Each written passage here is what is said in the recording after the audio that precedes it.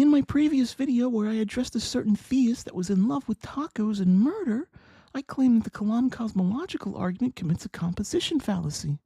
After further research and reflection, I realized that this objection needs clarification because it might not be true.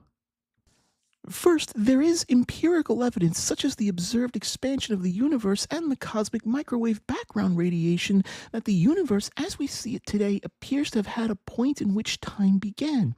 While I have my hesitations on agreeing with this sentiment fully, my own thoughts are that time extends infinitely into the past in such a way that t equals 0 is impossible, in much the same way that achieving the speed of light is impossible for anything with mass. The key phrase is appears to, and the Big Bang at face value suggests that the universe is not eternal, but something that did causally come into existence. Second, the first premise of the KCA, whatever begins to exist has a cause, is not limited to just things inside the universe. It applies to anything that comes into being. It is a broader principle about the nature of existence itself. The argument, therefore, is to argue the nuances of the phrase comes into being, or begins to exist, or was created. At which point I feel I'm missing the mark on what I want to argue, whether or not a God or God exists, and I'm now debating semantics. Finally, and the strongest argument I believe for why I made an error in my analysis that the KCA contains a composition fallacy, is that the universe as a whole and the individual things in the universe are different categories.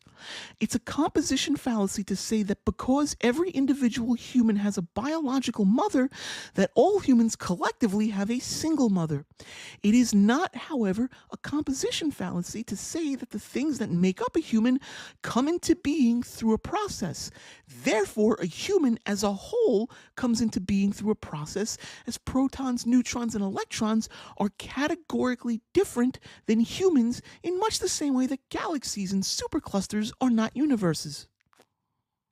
Unless, of course, you want to argue that the universe as a whole is just an abstract concept and not an actual entity unto itself, which bears some merit in its own right, but I won't get into that here, and I don't hold that position myself.